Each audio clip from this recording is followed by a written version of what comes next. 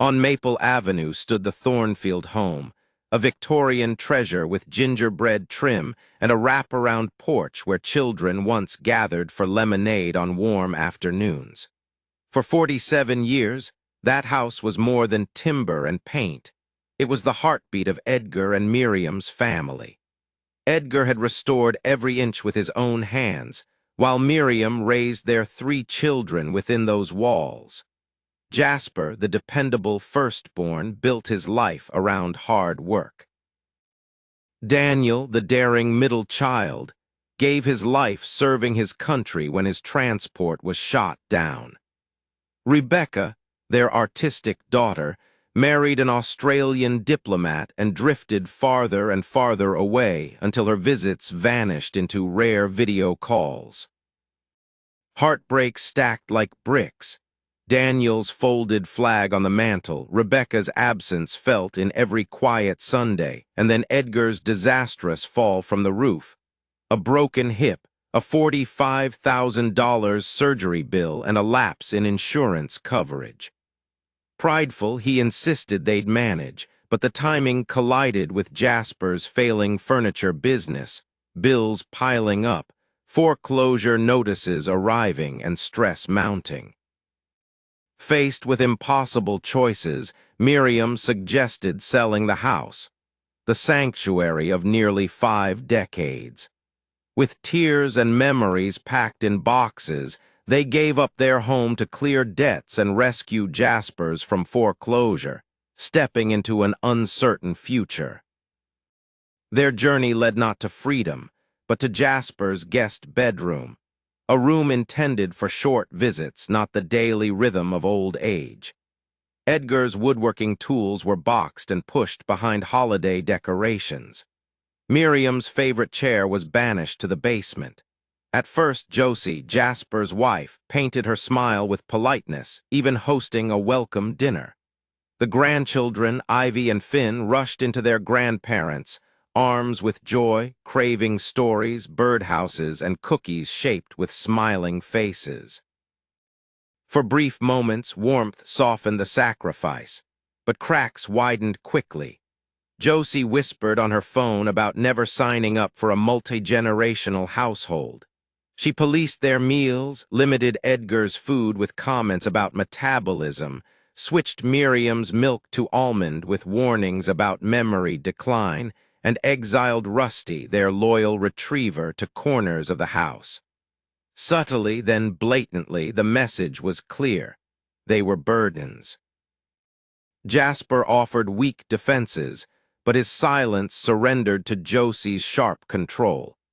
Even as the children adored them, Edgar and Miriam felt their presence shrinking. Every gesture of affection was countered by Josie's resentment. The once vibrant pair became shadows in a house where they were family only in name.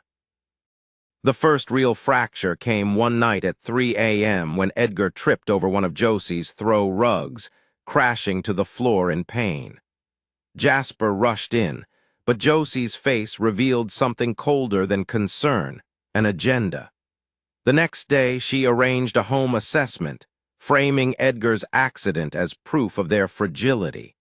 Consultants spoke of fluid management plans and adult undergarments, stripping dignity under the guise of safety. Edgar sat on the edge of his bed, whispering, "I never thought I'd be a burden to my own son." Miriam reminded him of the sacrifices they'd made: college tuition, a down payment for Jasper's first house. But even she began to sense their unwelcome permanence.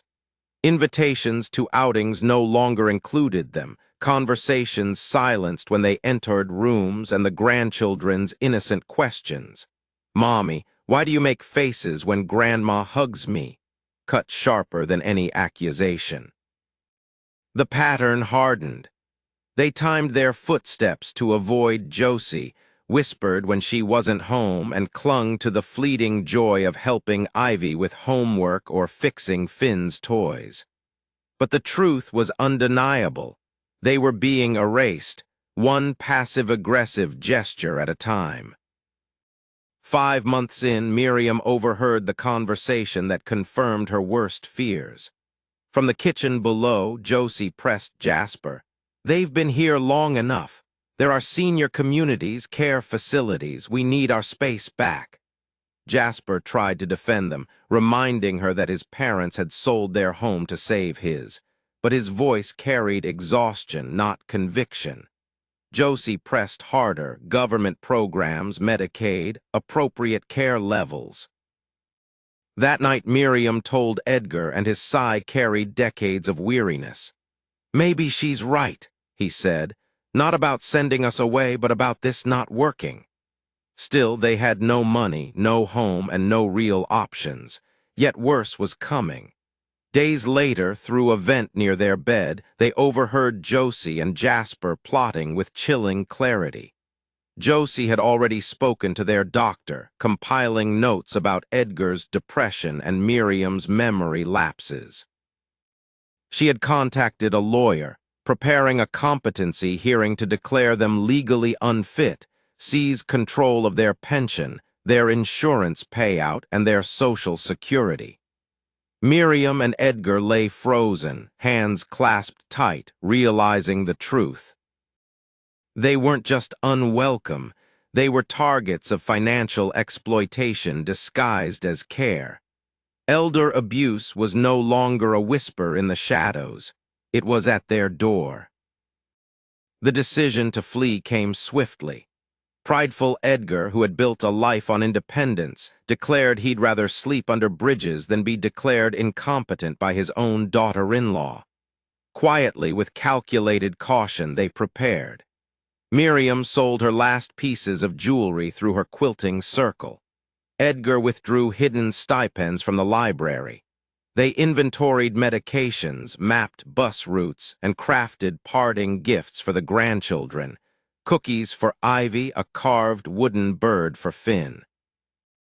On the third night, under cover of darkness, they slipped through the hall with suitcases, leaving tokens of love behind. Rusty padded silently beside them, sensing the gravity of the escape. At midnight, they walked into the June night, dignity clutched tighter than luggage. They boarded a city bus at 1 a.m., carrying only $800 and their determination. Miriam whispered, "We're not homeless, Edgar, we're houseless. Home is us together." Beneath the stars, the weight of betrayal gave way to fragile freedom. They had escaped Josie's trap, but into what? Their first stop was a grim bus terminal, then a diner where a waitress named Mercedes, moved by compassion, gave them quiet shelter and guidance. There, exhaustion and frailty cracked through Edgar's resilience when his blood pressure medication nearly failed him. Miriam realized the truth. They weren't just wandering. They were fragile, two seniors one misstep away from collapse. Yet kindness appeared again in the form of Frank Kowalski, a Vietnam veteran with a scarred face and steady voice, who offered them a ride east to a fading town called Millbrook. Pride warred with need, but Miriam's practicality prevailed. In Frank's truck, stories unfolded, his regrets, their betrayals, shared losses. By the time the countryside opened before them, trust had begun to take root. At Rose's diner along the way, they glimpsed the possibility of small-town life, where people noticed your absence, where you mattered.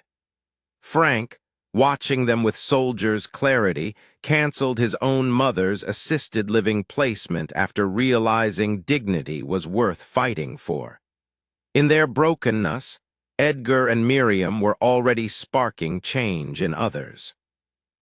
Millbrook, population 847, welcomed them with modest streets, empty storefronts, and unexpected opportunity. Frank guided them to Dorothy May's diner, where the proprietor herself, a sharp-eyed, silver-haired woman, offered more than coffee. She offered them work. Miriam could bake the breads and pastries the town adored, while Edgar could repair the creaking bones of her 100-year-old building. Above the diner sat a vacant apartment, clean and furnished, waiting for new life. It was not charity, but fair exchange, labor for shelter, purpose for survival. Hesitant but hopeful, Edgar and Miriam agreed. For the first time since leaving their home, they weren't drifting, they belonged.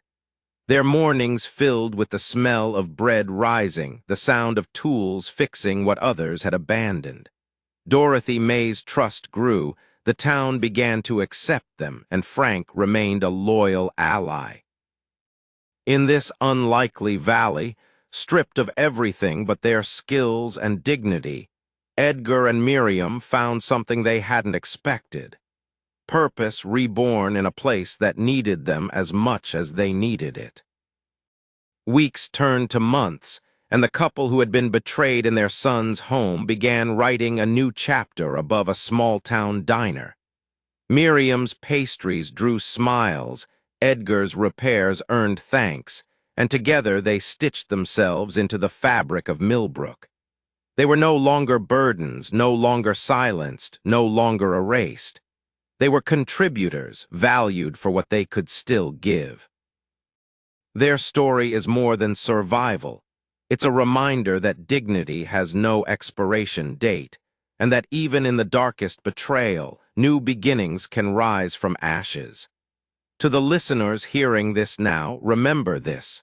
Family is not defined by blood alone, but by those who value your worth and treat your presence as a gift. If Edgar and Miriam's story touched you, don't let it end here.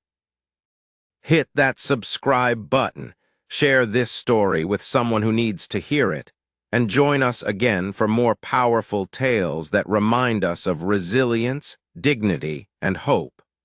Because sometimes the hardest endings lead to the most beautiful beginnings.